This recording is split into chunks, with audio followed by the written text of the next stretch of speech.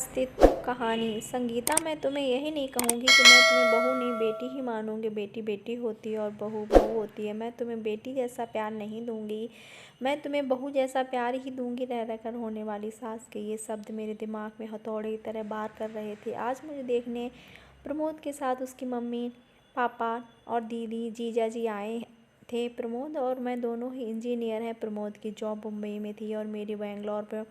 प्रमोद मेरी बुआ जी के दूर के रिश्ते में कोई लगते थे। बुआ जी, फूफा जी प्रमोद की और उनके परिवार की तारीफ करते थकते नहीं थे। प्रमोद की मम्मी की तो बुआ जी इतनी तारीफ कर रही जैसे कि वो खुद इंजीनियर हैं। पति और बेटा दोनों इंजीनियर हैं, तो जाहिर है कि पैसों कोई कमी नहीं होगी। लेकिन घमंड नाम की कोई चीज़ उनमें नहीं थी। नहीं, लड़ाई झगड़ा करना तो उन्हें आता ही नहीं। उलट उनकी हमेशा यही कोशिश रहती कि उनकी वजह से किसी का दिल ना दुखे।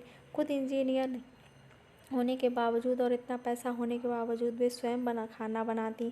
सिर्फ सब्जी काटने के लिए काम वाली सहायता के लिए आती। उनका मानना है कि खाना हमने स्वयं ही बनाना चाहिए ताकि घर के सभी सदस्यों को शुद्ध और स्वादिष्ट भोजन मिले। इतनी तारीफ सुनकर मुझे मन ही मन लग रहा कि यदि यह संबंध हो जाए तो मैं अपने आप को बहुत खुशनसीब समझूं, क्योंकि यह कहा जाता है ना कि पति पत्नी के गुण नहीं मिले तो चलता, लेकिन सास बहू के गुण मिलना चाहिए। वैवाहिक जीवन सुखी रहता है, ये सोचकर मैंने मन ही मन खुश हो रही थी कि मुझे बहुत अच्छी सास मिलने वाली है। लेकिन आज जब उन्होंने बहू जैसा प्यार देने की बात कही तो वो किसी के समझ में नहीं आ रही थी। आज तक सभी ने यही सुना था कि हर सास ऐसा ही कहती है, तुम मेरी बहू नहीं बेटी हो, मैं तुम्हें बेटी जैसा ही प्यार दूंगी। लेकिन यहाँ तो उल्टा ही हो रहा है। बहू जैसा प्यार, घर में सभी को आशंका हो रही थी कि कहीं ये शादी के बाद फिल्मों वाली ललिता पवार टाइप की सास ना बन जाए। यदि ऐसा हुआ तो मेरी क्या होगा। लेकिन सिर्फ इस बात को नज़रअंदाज किया जाए तो बाकी सभी बातें अच्छी होने से घर के सभी सदस्यों को लग रहा है कि ये रिश्ता हो जाना चाहिए। आखिरकार शादी हो गई। मेरी शादी तो हो गई, लेकिन दिमाग में हर वक्त मम्मी जी के वे सब तुम्हें बहू जैसा प्यार दूँ गूंजते रहते थे। इसीलिए मन ही मन डरी हुई थी। मैं प्रमोद से इस बारे में बात भी नहीं कर सकती, क्योंकि मुझे डर था कहीं प्रमोद यह ना समझ बैठे कि शादी होते से ही मैं उनकी मम्मी जी के खिलाफ उनके कान भरना शुरू कर दिए। इसीलिए मैंने मन ही मन फैसला लिया था कि मैं अपना हर काम इतना परफेक्शन से करूँगी कि मम्मी जी को कोई शिकायत का मौका नहीं मिले। जब शिकायत का मौका ही नहीं मिलेगा तो वे ललिता पवार नहीं बन पाएंगी। इस बात का मेरे ऊपर इतना असर हुआ कि मैं हर वक्त डरी डरी सी रहने लगी। प्रमोद ने भी 2-3 बार पूछा, क्या बात है, तुम खुश नहीं दिखती हो, तुम्हें किसी ने कुछ बोला है क्या। मैं उन्हें क्या बोलती, मैंने तो इतना ही कहा, नहीं ऐसा कोई बात नहीं है। नया घर है, नया वातावरण है, सब कुछ नया होने से नहीं, शायद मैं अपने आप को एडजस्ट नहीं कर पा रही हूँ। धीरे धीरे सब ठीक हो जाएगा। मम्मी जी, पापा जी मेरी बहुत ख्याल रखते हैं, हर वक्त बहुत प्यार से पेश आते हैं। लेकिन मेरे मन में जो बहू जैसा प्यार की गांठ बैठ चुकी थी तो वो निकल ही नहीं पा रही थी। सब लोग कहते हैं ना कि कुछ शादी के कुछ दिनों तक तो ससुराल के सभी लोग अच्छे से रहते हैं, असलियत तो धीरे धीरे सामने आती है। अभी तो शुरुआत है, इसीलिए ये लोग प्यार जता रहे हैं। धीरे धीरे मेरा मन इन सब आशंकाओं से ग्रस्त रहने लगा। शादी के 8-10 दिनों बाद ही बात, मैं चाय बनाने के लिए दूध के गंज में से दूध निकालने लगी तो ना जाने कैसे क्या मेरे हाथ से सांडसी बराबर पकड़ी नहीं गई और गंज हाथ से छूट गया। पूरी का पूरा गरम गरम दूध नीचे गिर गया। मैं इतनी ज़्यादा डर गई, पूछूं मत कहाँ से। तो मैं सोच ही रही थी कि मैं हर काम पूरी परफेक्शन से करूँगी, और कहाँ ये दूध। उसमें ख़ास बात यह थी कि दूध वाला दिन में सिर्फ एक बार सुबह ही दूध लेता था। पैकेट दूध में मिलावट होने से वो घर में नहीं लाते थे। सभी लोग चाय का इंतज़ार कर रहे थे। गंज गिरने की आवाज़ सुनकर मम्मी जिसने बाहर से आवाज़ लगाई, संगीता क्या हुआ। मैं तो इतनी ज़्यादा डर गई थी कि मेरे मुँह से आवाज़ ही नहीं निकली। तब मम्मी जी खुद किचन में आए। नहीं, मम्मी जी को सामने देखकर मैं डर के मारे कांपने लगी। मुझे लगा कि अब वे ज़रूर पविता ललिता पवार बन जाएं, क्योंकि अब कल सुबह तक किसी को भी चाय नसीब नहीं होने वाली और सभी को चाय पीने की आदत है। मम्मी जी ने गिरे हुए दूध की तरफ और मेरी तरफ देखा और मैं बस बम फटने का इंतज़ार करने लगी। बस अब फटा बम, अब फटा। लेकिन ये क्या, बम तो फुसका निकला। मम्मी जी मेरे पास आए और बोले, कोई बात नहीं संगीता, तुम इतनी डर क्यों रही हो, तुमने कोई जानबूझकर गिराया है क्या दूध। जो मैं कभी कभी, कोई बात नहीं, तुम रिलैक्स हो जाओ। लेकिन मम्मी जी की अब चाय कौन सी दूध की बनेगी, दूध वाला तो कल ही आएगा। मैं अभी पैकेट दूध वाला लेती हूँ। लेकिन आप ही ने कहा था कि अपने यहाँ पैकेट का दूध नहीं लाते। लाते तो नहीं हैं, लेकिन सभी को चाय का एक तरह का नशा हो गया है।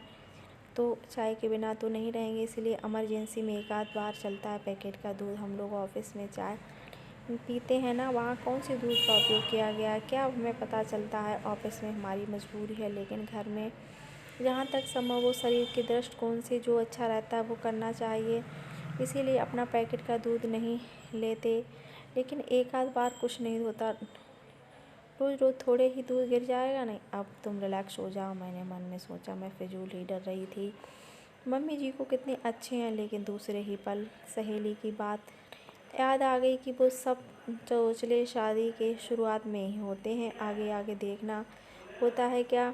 यह बात याद आते ही फिर से मन में वही डर समा गया। दो एक बार तो इसी तरह की छोटी छोटी गलतियां हुई, लेकिन तब भी मम्मी जी ने मुझे प्यार से ही समझाया।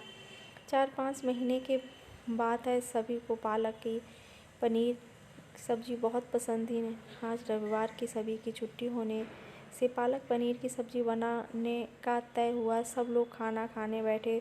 जैसे ही इन्होंने पालक का और मुंह में लिया तो बहुत बुरा मुंह बनाया और एक घूंट पानी पीकर बोले कि नहीं, आज सब्ज़ी में नमक डाला है कि नमक में सब्ज़ी डाली है, आज डबल नमक है सब्ज़ी में। मुझे काटो तो खून है, हे भगवान। अब मैं ज़रूर मम्मी जी अपना बहू वाला प्यार दिखाएंगी।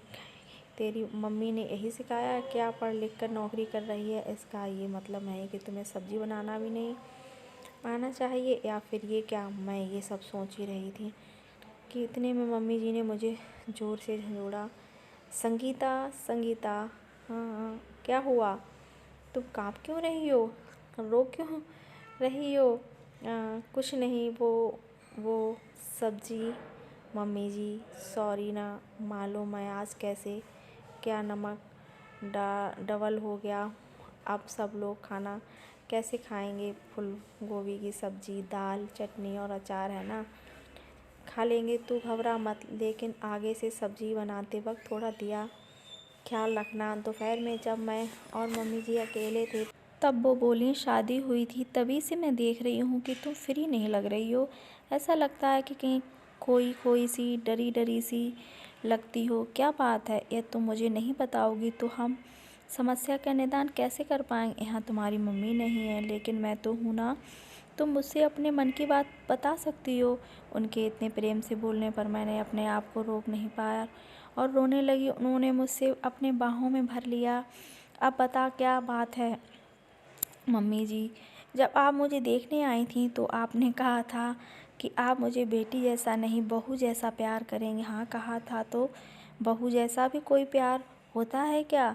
बहू की छोटी सी छोटी गलती पर भी उसे इतना प्रताड़ित किया जाता है कि मानो उसे बहुत बड़ा गुनाह हो गया हो। इसीलिए मुझे लगा कि आप मेरी छोटी सी छोटी गलती पर भी महाभारत रचेंगी, इनको भी मेरे खिलाफ भड़काएंगी। इसी सोच के चलते मैं हर वक्त डरती रहती हूँ कि मुझसे कोई गलती नहीं होनी चाहिए, मुझ पर नाराज़ होने का आपका कोई मौका नहीं मिलना चाहिए। सच बताऊँ तो आज तक मुझसे जो भी गलतियाँ हुई तो इसे घबराहट के चलते हुई, लेकिन मेरी एक बात समझ में नहीं आई, बहू जैसा प्यार करूँगी।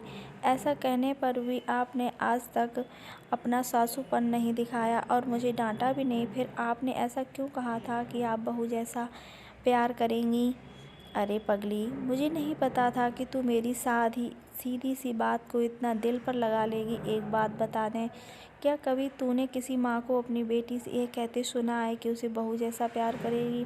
नहीं ना। जब हम बेटी को बहू जैसा प्यार नहीं करते तो बहू को बेटी जैसा प्यार क्यों करते हैं? इसका तो यही मतलब हुआ ना कि हम बेटी को ज़्यादा महत्व देते हैं, बेटी को ज़्यादा प्यार करते हैं, इसीलिए बहू से कहते हैं कि तुझे बेटी बनाएंगे, तुझे बेटी जैसा प्यार देंगे।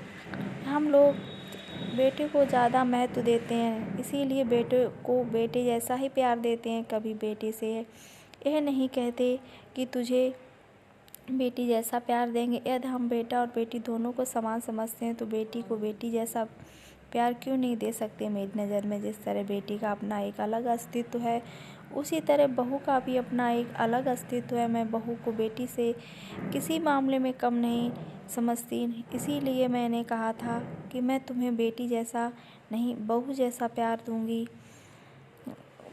मुझे क्या पता था कि तू उसका गलत मतलब लगा के वह बात दिल को लगा लेगी। अब चल आंसू पोंछ, नहीं तो मैं सचमुच में फिल्मों वाली ललिता पवार बन जाऊंगी। उन्होंने यह बात इस अंदाज में कही कि हंसते-हंसते हम दोनों का बुरा हाल हो गया। आज मुझे पता चला कि बहू वाला प्यार भी होता